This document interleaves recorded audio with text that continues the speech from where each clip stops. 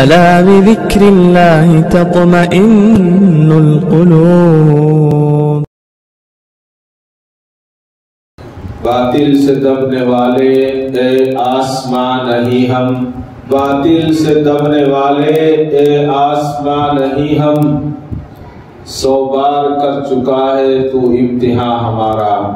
علامہ اقبال نے فرمایا نہیں تیرا نشیمن قصر سلطانی کے گنبد پر، نہیں تیرا نشیمن قصر سلطانی کے گنبد پر، تو شاہی ہے بسیرا کر پہاڑوں کی چٹانوں میں. محترم حضرات، میں نے قرآن کریم کی ایک آیت کا ایک ٹکڑا آپ کے سامنے تلاوت کیا ہے. پوری آیت کا ترجمہ یہ ہے، اللہ تبارک و تعالی نے سورہ احزاب میں ارشاد فرمایا اے نبی تم اپنی بیویوں، اپنی بیٹیوں اور مسلمانوں کی عورتوں سے کہہ دو کہ وہ اپنی چادریں اپنے منہ کے اوپر جھکا لیا کریں. اس طریقے سے اس بات کی زیادہ توقع ہے کہ وہ پہچان لی جائیں گی اور ان کو ستایا نہیں جائے گا. یہ پردے کی طرف حکم ہوا ہے کہ پردہ اللہ نے صرف عام امتیوں کے لیے نہیں بلکہ اللہ نے اپنے حبیب صلی اللہ علیہ وسلم کو حکم فرمایا کہ اپنی بیویوں سے، اپنی بیٹیوں سے اور مسلمانوں کی عورتوں سے، یعنی تمام کو حکم دیا پردے کا. پردہ کیا ہے؟ پردہ صرف یہ نہیں ہے کہ صرف چہرے کو ڈھانپ لیا جائے، پردہ تو یہ ہے کہ چہرہ بھی ڈھانپا جائے اور جسم کے دوسرے اعضاء کو بھی ڈھانپ لیا جائے، جس سے کسی بری نظر پڑنے والے کی نظر نہ پڑے. اور جب یہ پتہ چلے کہ سامنے سے کوئی پردہ کرنے والا آ رہا ہے تو یہ اپنی نظروں کو جھکا لے. حضرت ام سلمہ رضی اللہ تعالی عنہا کا بڑا طویل واقعہ ہے کہ 2 صحابی رسول صلی اللہ علیہ وسلم کو حضور نے مکہ کسی کام کی غرض سے بھیجا، اور حضرت ام سلمہ کا کہ شوہر جو ہے مدینہ ہجرت فرما گئے تھے. آپ بھی ہجرت کرنا چاہتی تھی لیکن آپ کے رشتہ داروں نے، گھر والوں نے کہا کہ یہ بیٹی ہماری ہے، ہم ان کو نہیں جانے دیں گے، یہ مدینے میں ہی رہے گی. وہ مدینے میں رہی اور جب ان کو موقع ملا پھر انہوں نے جب اجازت مانگی اور بڑی مشکلوں سے مشرکین مکہ نے انہیں جانے کی اجازت دی اور وہ چل پڑی. زمانہ جاہلیت کا زمانہ تھا، کسی کی عزتیں محفوظ نہیں تھی، لوٹ اور مار کا دور تھا. کسی کے پاس کچھ تھوڑا سا سامان ہوتا تو اس سامان کے بدلے اس کو قتل کر دیا جاتا. تو اس عورت نے ہمت کی اور کہا کہ کوئی مسئلہ نہیں ہے، میں اکیلی سفر کروں گی، اور اپنے چھوٹے سے شیرخوار بچے کو لے کر سفر پر نکل پڑی. جب مکے سے باہر نکلی تو حضور اکرم صلی اللہ علیہ وسلم کے غلام ملے. انہوں نے دیکھا کہ ایک عورت اونٹنی پر سفر کر رہی ہے، بچہ گود میں ہے، ساتھ میں کوئی نہیں ہے. نظریں جھکائی اور کہا کہ بہن تم کون ہو اور کہاں کا سفر ہے؟ تو ام سلمہ نے کہا کہ میرے شوہر فلاں ہیں اور میں ان سے ملنے کے لیے ان کے پاس قیام کے لیے مدینے کا سفر کر رہی ہوں، میں مدینہ ہجرت کر رہی ہوں، مدینہ منورہ جا رہی ہوں. تو انہوں نے کہا کہ تمہارے ساتھ کوئی نہیں ہے؟ کہا کہ ہاں تمہیں معلوم ہے کہ یہ مشرکین مکہ مجھے جانے نہیں دے رہے تھے، لیکن میں نے ارادہ کر لیا ہے کہ اکیلے ہی سفر کروں گی. تو صحابی رسول صلی اللہ علیہ وسلم پر قربان جائیے، مکے کے قریب پہنچ چکے ہیں، لیکن عصمت کی اور عزت کی اگر کوئی عزت کرنا جانتا ہے تو وہ محمد عربی کے غلام ہیں. محمد عربی کے غلام ہیں جو عورتوں کی عزت کرنا جانتے ہیں اور عورتوں کو توقیر کرنا جانتے ہیں، انہوں نے کہا کہ ایسے کیسے ہو سکتا ہے کہ ایک اسلامی بہن اتنا لمبا اکیلی سفر کرے، چلو ہم تمہیں چھوڑنے چلتے ہیں اور تمہیں چھوڑ کر آتے ہیں۔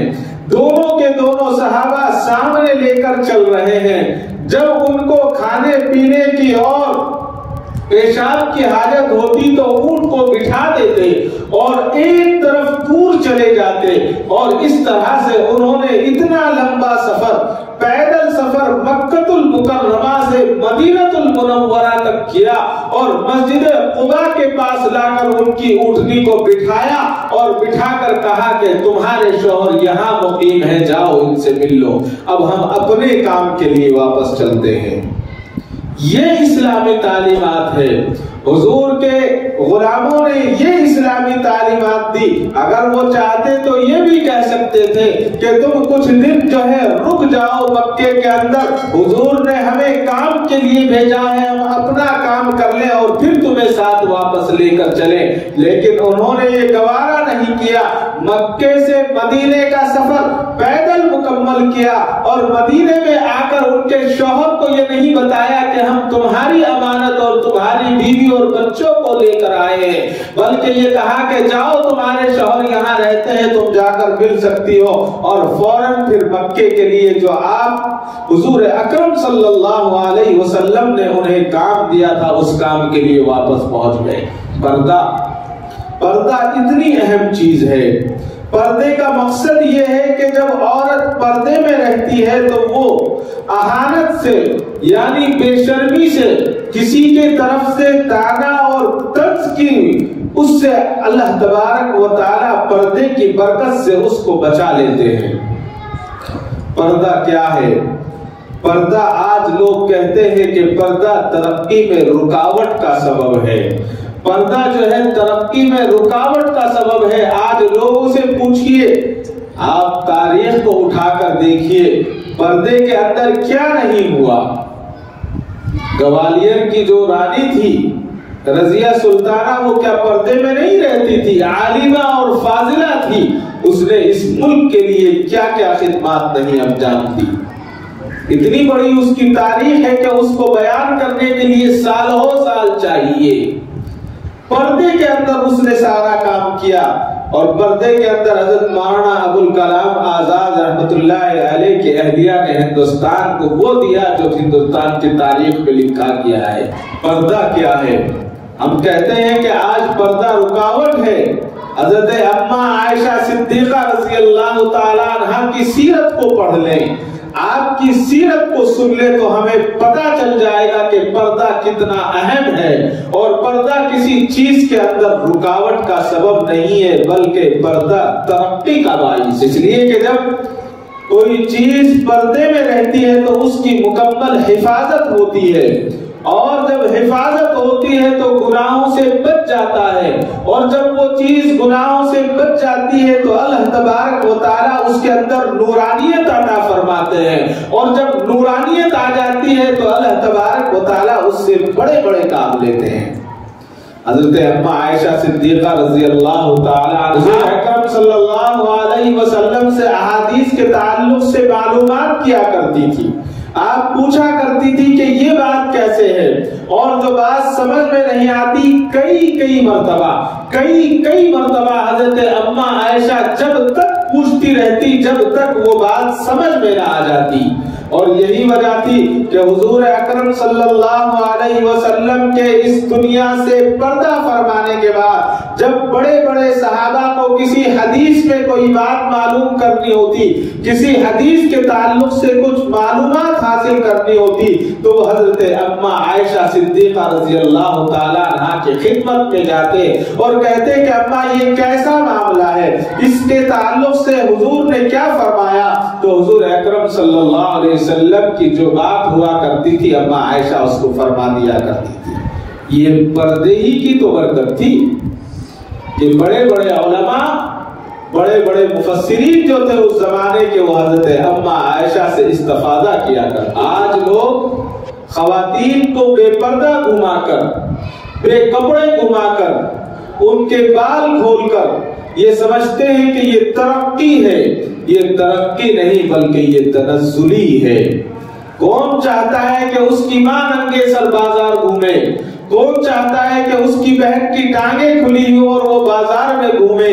یہ کون سوچ سکتا ہے اور کون چاہ سکتا ہے؟ یہ صرف اور صرف وہی چاہ سکتا ہے جس کے اندر ضمیر نہیں ہے اور جس کے اندر مردانگی نہیں ہے، بزدل ہے اور بے شرم ہے. وہی اس کام کو کرنا چاہے گا کہ اس کے گھر کے لوگ، اس کے گھر کے افراد بازار کی زینت بنے، بازار میں گھومیں اور پھریں. یہ انگریزوں نے ہمیں یہ تہذیب دی. آج بھی آپ یورپ میں جائیے، خود تو پینٹ پہنتے ہیں، خود تو ٹھنڈ میں کوٹ پہنتے ہیں، خود تو سر پر مفلر لپیٹتے ہیں، لیکن انہوں نے اپنی خواتین کو اس کا پابند بنایا کہ ان کی ٹانگیں کھلی رہتی ہیں، ان کے کمر کھلے رہتے ہیں، ان کے سر کھلے رہتے ہیں، ان کے ہاتھ کھلے رہتے ہیں. دراصل انہوں نے عورتوں کو برابری کا مقام نہیں دیا، انہوں نے عورتوں کو غلام سمجھا ہے. اسلام میں عورت کا وہ پاکیزہ مقام ہے کہ اس کی حفاظت مرد کرتا ہے، اس کے کھانے کا انتظام مرد کرتا ہے، اس کی خدمت مرد کرتا ہے، اسے چار دیواری کے اندر رانی اور مہارانی بنا کر رکھتا ہے. لیکن آج انگریز جو اپنے آپ کو ملک کا، اپنے آپ کو دنیا کا ٹھیکیدار سمجھتا ہے اور یہ کہتا ہے کہ ہم نے عورتوں کو برابر کا مقام دیا ہے، قسم اس خدا کی جس کے قبضہ قدرت میں ہماری جان ہے، میں دعوے کے ساتھ کہہ سکتا ہوں اور میں واضح کر سکتا ہوں کہ اس نے عورت کو برابری کا مقام نہیں بلکہ باندھی کا مقام دیا ہے. اس نے صرف اور صرف اس کو کام والی کا مقام دیا ہے.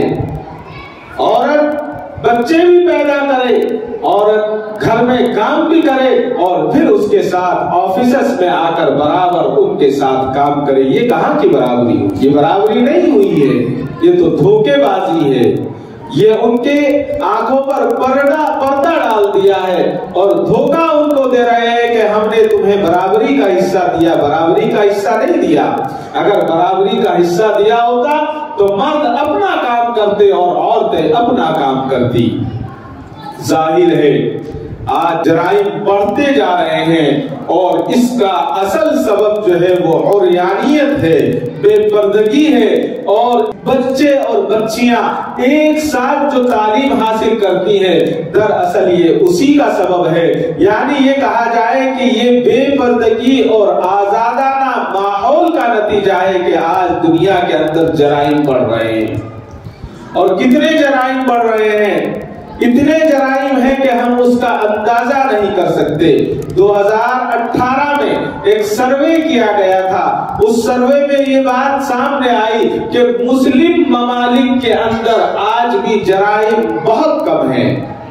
اس کی وجہ یہ ہے مسلم ممالک، ہم یہ نہیں کہتے کہ سارے کے سارے ملک اسلامی شریعت کا وہاں نفاذ ہے، وہاں اسلامی شریعت لاگو نہیں ہے، وہاں اسلامی قانون کو فالو نہیں کیا جاتا، لیکن 57 ملک اسلامی ملک ہیں اور دنیا کے اندر 195 ملک ہیں جس میں سے 57 ملک اسلامی ملک مانے جاتے ہیں. لیکن 195 ملکوں میں سے 57 ملکوں کو دیکھا گیا تو 195 میں سے 57 ملک میں ایک ملک بھی ایسا نہیں ہے جو جرائم کے پیشے میں سب سے آگے آیا ہو یا اس کا لسٹ میں نام ہو. اس کی وجہ یہ بتائی گئی ہے کہ صرف اور صرف اس کی وجہ پردہ ہے. پردہ ہے. سال ہا سال کی رپورٹ تیار ہوئی اور تیار ہونے کے بعد 2018 میں عورتوں کی عزت، عورتوں کی عصمت کی حفاظت کرنے والے اگر کوئی ہیں تو وہ صرف 57 ملک بتایا گیا. اور اس کے بعد بتایا گیا کہ سب سے زیادہ ٹاپ 10 میں عورتوں کے بے عزتی کرنے والے، عورتوں کی عزت کو تار کرنے والے، عصمت کو ختم کرنے والا پہلا ملک جو آج اپنے آپ کو سب سے زیادہ کہتے ہیں کہ ہم تعلیم یافتہ ہیں، ڈنمارک کا نام آتا ہے. دوسرا ملک فن لینڈ کا نام آتا ہے. تیسرا ملک آسٹریلیا کا نام آتا ہے. चौथा मुल्क कनाडा का नाम आता है, पांचवा मुल्क न्यूजीलैंड का नाम आता है, छठा मुल्क बर्तानिया का नाम आता है, सातवां मुल्क अमेरिका का नाम आता है, आठवां स्वीडन का नाम आता है और 10वां मुल्क जो है जुनूस, 9वां साउथ अफ्रीका और 10वां मुल्क हमें शर्म आती है कहते हुए कि हमारा मुल्क हिंदुस्तान का नाम आता है, कि जहां पर औरतों की इज्जतों से खिलवाड़ किया जाता है। ये मेरी रिपोर्ट नहीं है, ये अखबारी रिपोर्ट है। आप उठाकर देखिए अखबारात की रिपोर्ट, और आज की नहीं 2018 की रिपोर्ट है ये। और हिंदुस्तान के अंदर बताया गया कि रोजाना 90 पर 3 औरतों की इज्जत लूटी जाती है। 90 पर 3 तो वो नाम है, वो तादाद है इसमें जिन्होंने शिकायतें की हो, जिन्होंने ये बताया हो कि हमारे साथ जुल्म हुआ है, ज्यादती हुई है। वरना तज्जिया निगार तो कहते हैं कि इसकी तादाद 1000 से ज्यादा है। इसलिए कि अगर 10 केस होते हैं तो 10 केस में 2 या 3 केस रजिस्टर्ड किए जाते हैं, उसके बाद जितने केस होते हैं उनको खामोशी इख्तियार कर ली जाती है। या तो जिसके साथ ज्यादती हुई वही खामोश हो जाता है, या जिसके साथ जुल्म हुआ वो जब वहां उसको इंसाफ नहीं मिलता तो वह अपना खामोशी इख्तियार कर कर अपने घरों में बैठ जाते हैं। मालूम ये हुआ कि अगर मुल्क में अमन पैदा करना है, अमन और अमान रखना है, तो सबसे पहले अगर सबसे ज्यादा जरूरत है तो वो पर्दे की है। और ऐसा नहीं है कि पर्दा इस्लाम ही कहता है, बल्कि तौरात से मालूम होता है। और जो हजरत मरियम अलैहिस्सलाम को अपना आइडियल मानते हैं, यानी क्रिश्चियंस, ईसाई जिनको कहा जाता है, आप उनकी तारीख को उठाकर देखिए, आप उनके बुतों को उठाकर देखिए। उन्होंने जो हजरत ईसा अलैहिस्सलाम का मुजस्समा बनाया, आप उस मुजस्समे को देखिए। कहीं भी जहां उन्होंने मरियम का मुजस्समा बनाया, किसी मुजस्समे पर बाल नजर नहीं आएंगे, किसी मुजस्समे पर कपड़े टाइट नजर नहीं आएंगे, बल्कि उनके यहाँ जो क्रिश्चियनों के यहाँ चर्च के अंदर काम करने वाली खादमाएं हैं, उनका लिबास भी वही होता है, जो वो ढीले ढाली मैक्सी नुमा कपड़े पहनती हैं, अपने बालों को ढकती हैं, अपनी पेशानी को ढकती हैं। यानी ईसाई मजहब मानने वाले भी इस बात के कायल हैं कि अगर समाज में इज्जत से रहना है तो सबसे पहले खातून की इज्जत करना सीखना होगा, औरत की इज्जत करना सीखना होगा। अगर हमें औरत की इज्जत करनी आ जाए, बच्चियों की इज्जत करनी आ जाए, उनकी इज्जत की हिफाजत करनी आ जाए तो हम तरक्की हासिल कर सकते हैं, वरना किसी भी कीमत पर हमें तरक्की नहीं मिल सकती। बहुत लंबी तारीख है। ईसाइयों में पर्दा उनके यहाँ भी यकसू है, और तो और उस वक्त जो उनका कैथोलिक जो चर्च था उसके ताल्लुक से आता है कि 1917 से वहां की चर्चों में औरतों को, हर खातून को अपना सर छुपाना जरूरी था। उनके यहाँ ये लाजिम था कि वो पर्दा करे। और उसके बाद यहूदियों के अंदर, जिन्होंने आज पूरी दुनिया के अंदर ये फसाद बर्पा कर रखा है, यहूदियों की तारीख को देखें, उनकी किताबों को उठाकर देखें, यहूदियों के यहाँ पर्दे का इतना सख्त मामला है कि हम उसके बारे में सोच भी नहीं सकते। यहूदियों के ताल्लुक से तो ये लिखा है कि अगर कोई यहूदी औरत अपना सर ना छुपाए और गैर शादीशुदा औरत अपने सर को खुला घूमे, तो उसके ताल्लुक से उलमा ने लिखा है, वहां के जो यहूदी उलमा है, जैसे यहूदी के एक बड़े आलिम हैं जिनका नाम मूसा बिन मैमून है, वो लिखते हैं कि इस्राएली औरतों के लिए खुले सर बाजार जाना जायज नहीं है, चाहे वो शादीशुदा हो या गैर शादीशुदा। ये यहूदियों की बात है। और तो और एक जुमला मैंने इनका पढ़ा اتنا سخت جملہ انہوں نے لکھا ہے کہ اگر کوئی عورت سر کھلا ہوا جاتی ہے اور کوئی غیر محرم اس کے سر کو دیکھتا ہے تو گویا اس طرح سے ہے جیسے کسی نے اس کے ناپاک جگہ کو دیکھ لیا ہو. اتنا سخت جملہ انہوں نے لکھا ہے. لیکن آج وہی یہودی اس کو تہذیب کا ایک حصہ بتاتے ہیں اور کہتے ہیں کہ یہ ترقی کا پہلا زینہ ہے. ہم ابھی اسلام کی بات نہیں کر رہے ہیں. تم اپنے مذہب کو دیکھ لو. یہ تو عیسائی مذہب اور یہودی مذہب کی بات ہو گئی. اور غیر مسلموں کی کتاب کو آپ اٹھا کر دیکھیے کہ آخری زمانے کے تعلق سے حرش ایک کتاب ہے ان کی, مذہبی کتاب ہے. اس کتاب کے اندر لکھا ہے کہ آخری زمانے میں عورتیں بگڑ جائیں گی اور اس کی بگاڑ کا یہ نتیجہ ہوگا کہ بے پردہ ہو کر اپنے دونوں ہاتھوں سے اپنے بالوں کو سنبھالے گی اور صحیح کرے گی تو سمجھ جاؤ کہ زمانہ خراب آ گیا ہے. آج یہی تو زمانہ ہے. غیر مسلموں کے دیوتاؤں میں ایک بڑا نام آتا ہے ہری کرشن.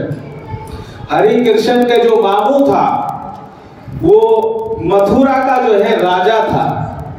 تو اس کی تاریخ میں لکھا ہے کہ متھورا کے اندر اس نے جو ہے دنگل کروانے شروع کیے, وہ پہلوانوں کے کشتیاں کروانے شروع کی. تو اس کشتیوں کروانے کے لیے اس نے جو دنگل بنوائے, جو اکھاڑے بنوائے, اس اکھاڑوں کے آس پاس اس نے بڑے بڑے مکان بنوائے, اونچے مکان. اور ان مکانوں کے اندر راجا ہنس نے جو ہے جالیاں لگوائی تاکہ وہاں کی ان کے گھر کی عورتیں, خاندان کی عورتیں اس جالی کے اندر سے اس پہلوانوں کے دنگل کو دیکھ سکے اور بے پردہ نہ ہو. یہ تو راجا ہنس نے لکھا ہے.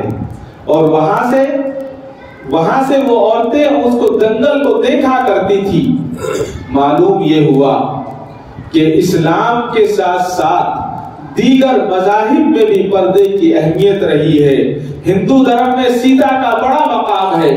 ہم نے نام خوب سنا سیتا کے تعلق سے. آتا ہے کہ جب وہ جلاوطنی کے لیے رام چندر کے ساتھ سیتا کا ایک ساتھ گھر سے نکلنا ہوا تو لوگوں نے شور مچا دیا اور رونا شروع کر دیا اور کہا کہ کتنا برا وقت آ گیا ہے کہ سیتا جس کو آسمان نے نہیں دیکھا تھا آج لوگ اس کو بازاری لوگ دیکھ رہے ہیں. یہ تو تمہارا اپنا مذہب کہہ رہا ہے. اسلام نے اسی کی تو ترقی ہے. اور اس کے ساتھ ساتھ آگے جو ہے لکشمن کے تعلق سے ایک جگہ لکھا ہے کہ اس کی سب سے بڑی یہ تعریف کی گئی ہے کہ بنواس کے بعد جب وہ جلاوطنی کی زندگی گزار رہی تھی تو کہتے ہیں کہ اس نے کہا ہے کہ پوری زندگی میں کبھی جو اس کے ساتھ رہا اس نے اس کا چہرہ نہیں صرف پیر دیکھے تھے. معلوم ہوا کہ اسلام فطری مذہب ہے. اسلام صحیح مذہب ہے. اس نے جو ہے انسان کو وہ چیز دی ہے جس کی اس کی ضرورت ہے. آج پردے پر ہنگامہ کیا جا رہا ہے, شور مچایا جا رہا ہے کہ پردہ جو ہے یہ انسانیت کے خلاف ہے, یہ مذہبی چیز ہے.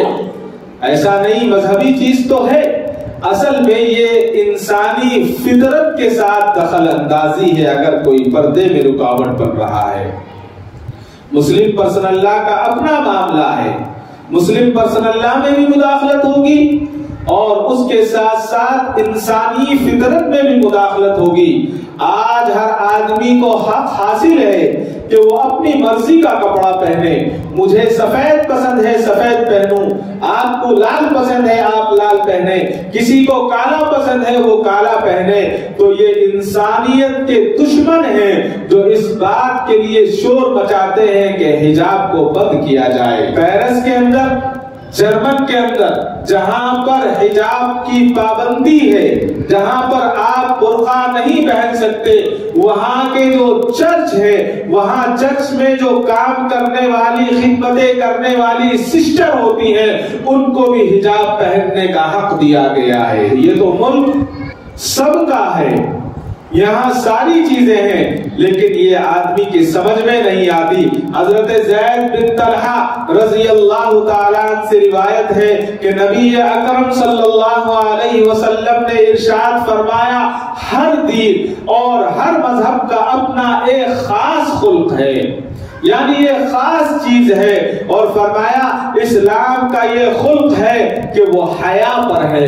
ہر مذہب کی ایک بنیادی روح ہے، کچھ بھی وہ ہو سکتی ہے، لیکن اسلام کی بنیادی روح دوسرے مذاہب سے بالکل الگ ہے، اور اسلام کی بنیادی روح جو ہے حیا اور شرم ہے۔ آپ یہ کہیں کہ صرف پردہ عورتوں کے لیے ہے، ایسا نہیں ہے، پردہ میرے لیے بھی ہے، پردہ دوسروں کے سارے مردوں کے لیے ہے۔ اگر کہیں بے حیائی ہو رہی ہو تو ہم اپنی آنکھوں کو نیچے کر لیں اور اپنی نظر کو ہٹا لیں، یہ ہمارا پردہ ہے۔ جہاں عورتوں کے لیے پردے کا حکم دیا گیا وہیں مردوں کے لیے بھی پردے کا حکم دیا گیا۔ پردہ صرف عورتوں کا زیور نہیں ہے بلکہ پردہ مردوں کا بھی زیور ہے اور دونوں کے لیے برابر ہے۔ حضرت عثمان غنی رضی اللہ تعالیٰ عنہ کے متعلق آتا ہے کہ نبی اکرم صلی اللہ علیہ وسلم کے جتنے صحابہ تھے ان تمام صحابہ میں سب سے زیادہ اگر باحیا صحابی تھے وہ حضرت عثمان غنی رضی اللہ تعالیٰ عنہ تھے۔ اور کتنی حیا تھی؟ آپ کی حیا کے تعلق سے آتا ہے کہ حضرت عثمان غنی رضی اللہ تعالیٰ عنہ اگر مجلس میں بیٹھے ہوئے ہیں یا چل رہے ہیں، اس زمانے میں پینٹ اور پاجامہ نہیں ہوا کرتا تھا بلکہ تہمد اور لنگی ہوا کرتی تھی۔ حضرت عثمان غنی تشریف لے جا رہے ہیں، ہوا کا جھونکا آیا، اگر پنڈلی سے کپڑا ہٹ جاتا تو حضرت عثمان غنی رک جایا کرتے تھے، اور اگر بیٹھے ہوئے کہیں پنڈلی نظر آ جاتی تو فوراً اس پنڈلی کو ڈھانپ لیا کرتے تھے۔ حضور نے فرمایا کہ عثمان میں اتنی حیا ہے جتنی حیا کنواری لڑکیوں میں نہیں ہوتی، اس سے زیادہ حیا حضرت عثمان غنی میں۔ تو پردہ صرف عورتوں کے لیے نہیں ہے، پردہ مسلمانوں کے لیے ہے۔ اسلام دو چیزوں کا یہ ہے، میں نے اس سے پہلے بھی عرض کیا تھا، ایک تو حیا اور دوسرا شجاعت کا معاملہ۔ اگر ہمارے اندر بزدلی ہے تو سمجھ جاؤ کہ ایمان کمزور ہے، اپنے ایمان کو ہمیں ٹٹولنا ہوگا، ہمیں ایمان کو دیکھنا ہوگا۔ بزدلی اور ایمان ایک ساتھ جمع نہیں ہو سکتے، بزدلی جہاں ہے وہاں ایمان نہیں ہوگا، اور جہاں ایمان ہے وہاں بزدلی نہیں ہوگی۔ امام ابن کثیر نے لکھا ہے کہ حضرت سیدہ صفیہ رضی اللہ تعالی عنہ عبد المطلب کی بیٹی حضور اکرم صلی اللہ علیہ وسلم کی پھوپھی ہیں۔ سارے کے سارے صحابہ جنگ کے لیے مدینہ المنورہ سے باہر تشریف لے گئے ہیں۔ حضور اکرم صلی اللہ علیہ وسلم نے حضرت حسان بن ثابت رضی اللہ تعالیٰ عنہ کے گھر میں ساری مستورات کو رکھ دیا اور کہا کہ ساری خواتین اس گھر کے اندر رہیں۔ ایک طرف تو صحابہ کی تعداد بہت تھوڑی سی، بہت مختصر سے صحابی ہیں، اور خواتین ہیں، تمام کی تمام خواتین کو حضرت حسان بن ثابت رضی اللہ تعالیٰ عنہ کے گھر پہ رکھا، اور حضرت حسان بن ثابت کو حضور نے فرمایا کہ تم ان خواتین کی حفاظت کے پر معمور ہو، تم یہی رہنا اور ان خواتین کی حفاظت کرنا۔ حضرت حسان بن ثابت چھت پر حفاظت کر رہے ہیں، حضرت صفیہ کی نظر پڑی، کہا کہ ایسا لگتا ہے کہ کوئی یہودی گھر کی چھت پر چڑھ کر آ رہا ہے۔ ایک یہودی نے پلان بنایا کہ یہاں پر کوئی مرد نہیں ہوگا، ساری کی ساری خواتین ہیں، لہذا ایسا کرتے ہیں کہ یہاں جا کر حملہ کر دیتے ہیں اور نعوذ باللہ سب کو شہید کر دیتے ہیں۔ یہودی چھت پر چڑھا، ابھی چڑھا نہیں تھا، اس کے دونوں ہاتھ دیوار پر تھے، سر اوپر نظر آ رہا تھا۔ حضرت صفیہ رضی اللہ تعالیٰ عنہ نے حضرت حسان بن ثابت سے کہا کہ حسان دیکھو کہ کوئی یہودی ہماری چھت پر آ رہا ہے۔ حضرت حسان نے کہا کہ ٹھیک ہے امی جان میں دیکھتا ہوں، آپ رکیں۔ ابھی رکنے کی بات ہو رہی ہے، حضرت صفیہ رضی اللہ تعالیٰ عنہ فوراً خود چھت پر چڑھ گئی اور چڑھنے کے بعد ایک موٹا سا ڈنڈا لیا اور اتنی زور سے اس کے سر پر ضرب لگائی کہ اس کی چیخ نکلی اور چیخ کے ساتھ وہ یہودی نیچے گر گیا۔ حضرت حسان بن ثابت نے کہا کہ امی جان آپ نے تو کمال کر دیا، کہا کہ مجھے یقین ہے کہ یہودی ہوگا اور یہ غیر محرم مرد ہے، میں اس کو ہاتھ نہیں لگا سکتی، لہذا حسان تم نیچے جاؤ اور اس کی لاش کو اوپر لے کر آؤ۔ حضرت حسان بن ثابت رضی اللہ تعالیٰ نیچے گئے، دیکھا تو واقعی یہ مدینے کا یہودی تھا، اس کو لے کر اوپر آئے۔ حضرت صفیہ نے اس کی گردن اتاری اور گردن اتار کر یہودیوں کی طرف پھینک دی۔ معلوم یہ ہوا کہ جہاں ایمان ہے وہاں جرأت ہوگی، شجاعت ہوگی۔ اور حیا دیکھیے، معلوم ہے کہ دشمن ہے، معلوم ہے کہ اس کا سر ختم کر دیا، اس کا سر پھٹ گیا ہے، لیکن حضرت صفیہ نے فرمایا کہ میں اس کو ہاتھ نہیں لگا سکتی، اس لیے کہ نامحرم ہے۔ یہ حیا بھی ہے، جب حیا ہوتی ہے تو وہاں جرأت ہوتی ہے اور وہاں بہادری آ جاتی ہے۔ کیسی حیا؟ حضرت فاطمہ الزہرا رضی اللہ تعالی عنہا نے انتقال سے پہلے اسماء بنت حمیس رضی اللہ تعالیٰ عنہ کو آواز دی اور بلایا اور کہا کہ تدفین کے وقت میرا پورا خیال رکھنا، سوائے میرے اپنے شوہر اور محرموں کے علاوہ زیادہ لوگوں کی مدد نہ لینا۔ یہ حیا ہی تو تھی۔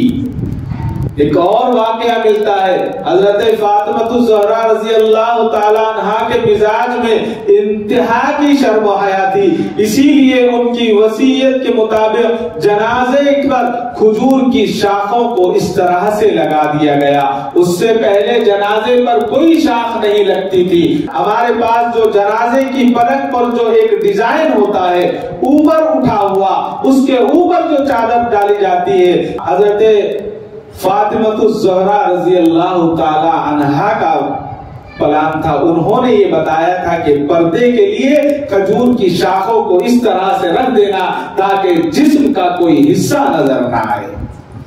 یعنی حیا، اس قدر حیا تھی، اس قدر حیا تھی۔ اور حیا کے تعلق سے حضرت اما عائشہ صدیقہ رضی اللہ تعالی عنہا کے آپ سیرت کو اٹھائے، حضرت اما عائشہ فرماتی ہیں کہ جب میرے حجرے میں میرے سردار، میرے سردار آقائے نامدار احمد مصطفیٰ حضرت محمد مصطفیٰ صلی اللہ علیہ وسلم مدفن ہو گئے، آپ اس گھر میں دفن ہو گئے، آپ کا مزار قبر مبارک روضہ مبارک بن گیا، تو میں بلا تکلف ایسے ہی رہا کرتی تھی جیسے حضور کے ساتھ، اگر سر سے پلو ہٹ جاتا تو بھی میں وہاں صفائی کیا کرتی۔ اور پھر جب آپ کے والد کا انتقال ہو گیا، حضرت ابو بکر صدیق وہاں رہے، تو اس کے بعد بھی حضرت اما عائشہ وہاں جایا کرتی اور اس کی صفائی کیا کرتی۔ لیکن جب حضرت سیدنا عمر فاروق رضی اللہ تعالیٰ وہاں دفن ہوئے، آپ کی وہاں آرام گاہ بنا دی گئی، تو حضرت اما عائشہ فرماتی ہیں کہ میں نے اپنے اوپر کپڑے کس لیے اور میں حضرت سیدنا عمر فاروق رضی اللہ تعالیٰ سے حیا کرتی تھی، اس لیے میں نے حضرت عمر فاروق رضی اللہ تعالیٰ کے مدفن ہونے کے بعد وہاں پر دیوار کروا دی۔ قبر میں سے کون دیکھ رہا تھا؟ میں اور آپ کہیں گے، لیکن دیکھیے یہ حیات جب تک حضور رہے اور اس کے ساتھ ان کے والد حضرت ابو بکر رہے، جب تک جاتی رہی، اور جب حضرت عمر فاروق رضی اللہ تعالیٰ گئے تو پھر آپ نے وہاں پر دیوار کروا دی۔ جیسا کہ میں نے عرض کیا کہ جب حیا آتی ہے تو ایمان مضبوط ہوتا ہے، اور جب ایمان مضبوط ہوتا ہے تو پھر ساری کی ساری چیزیں آسان ہو جاتی ہیں۔ حضور اکرم صلی اللہ علیہ وسلم کی یہی خوبی، جب ان کو پتا چلا کہ آپ کے بھائی حضرت حمزہ رضی اللہ تعالیٰ عنہ کو شہید کر دیا گیا ہے، شہید کر دیا گیا، شہداء کے جسم کو رکھا گیا اور تمام صحابہ آ رہے تھے، ان شہداء کی زیارت کر رہے تھے۔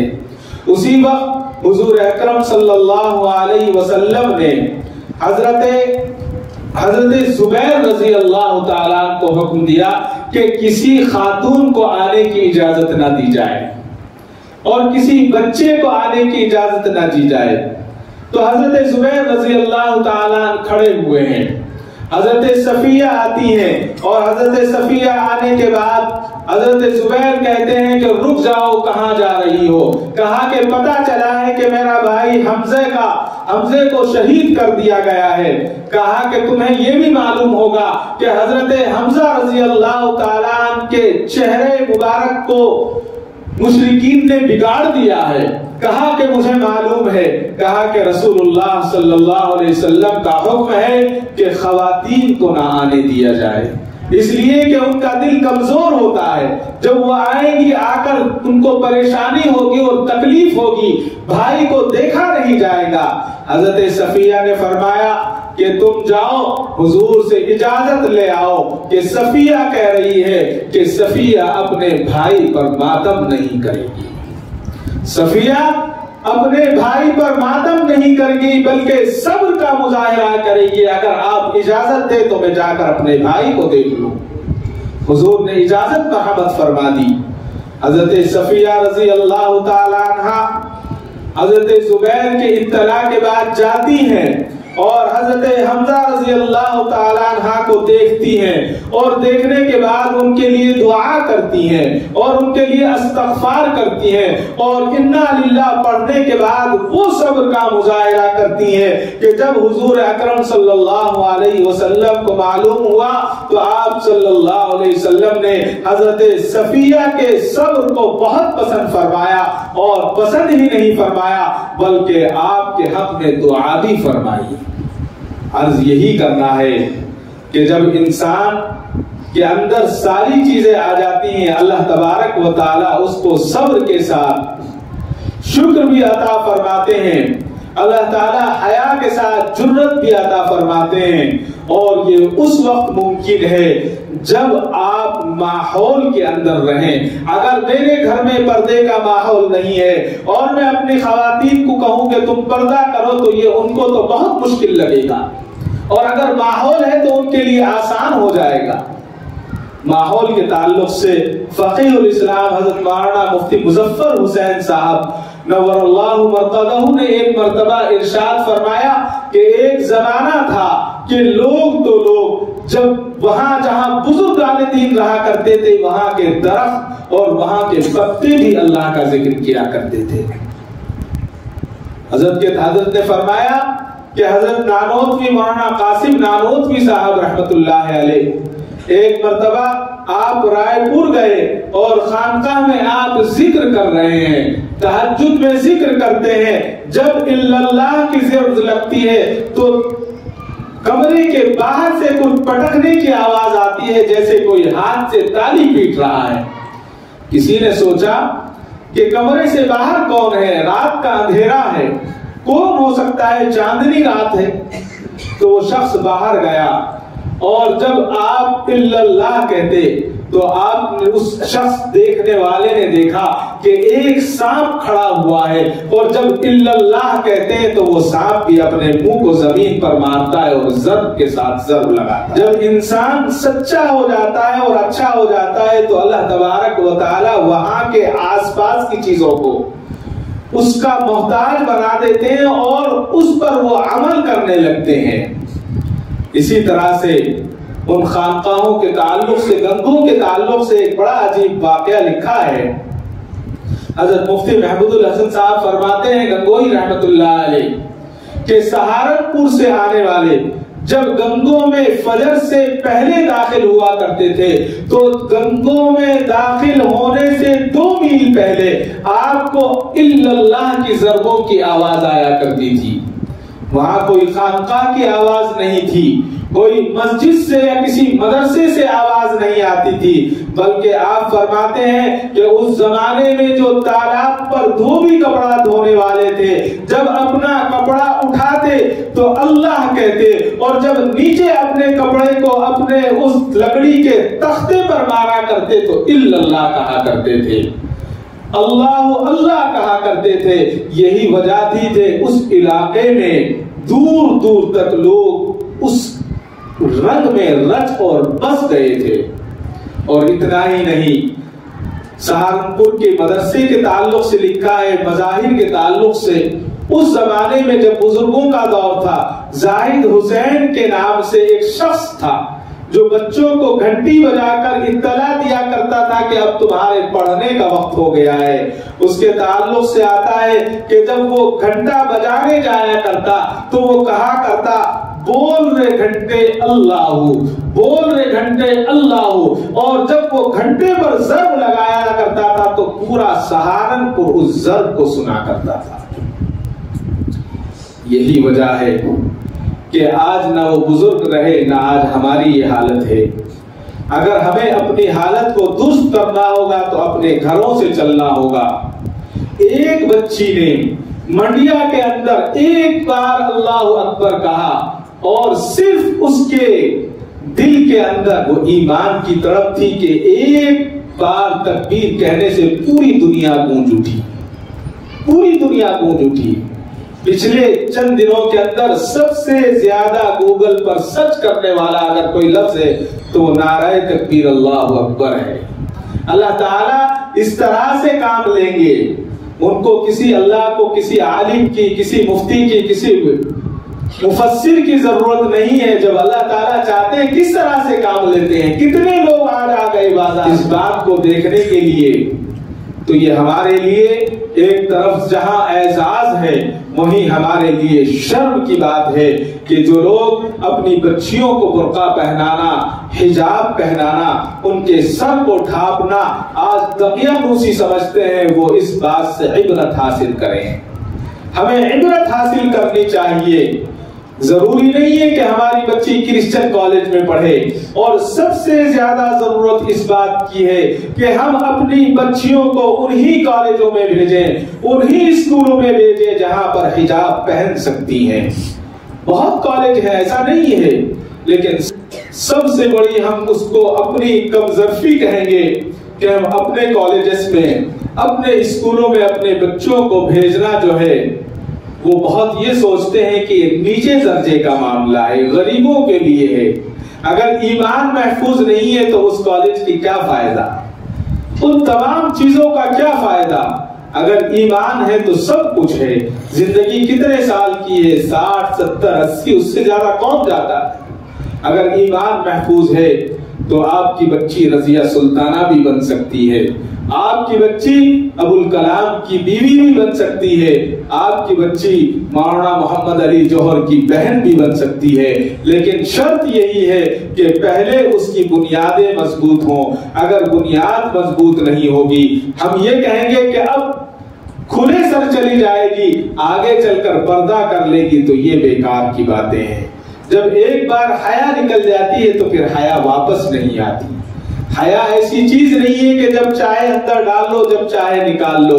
حیا تو اسلام کی روح ہے، اور یہ میں نے نہیں، حضور اکرم صلی اللہ علیہ وسلم نے ارشاد فرمایا۔ تو اس کے لیے آج جو ہے ہمیں سر جوڑنے کی ضرورت ہے، ہمیں سوچنے کی ضرورت ہے کہ ہماری بچیاں باحجاب رہیں، ہماری بہنیں، ہماری گھر والیاں باحجاب رہیں، اور حجاب بھی ایسا پہنیں جس سے مکمل پردہ ہو۔ اگر اللہ چاہیں گے تو ایک نہیں، اگر یہ 1000 نہیں، کروڑ بھی پیدا ہو جائیں تو اسلام کو جو ہے کچھ نہیں ہو سکتا۔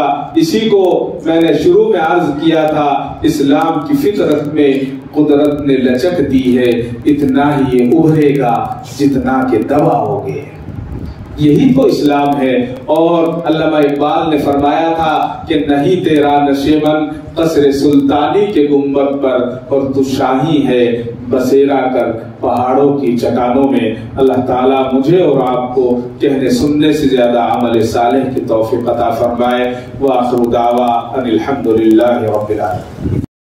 کعبے پہ پڑی جب پہلی نظر، کیا چیز ہے دنیا بھول گیا، کیا چیز ہے دنیا بھول گیا۔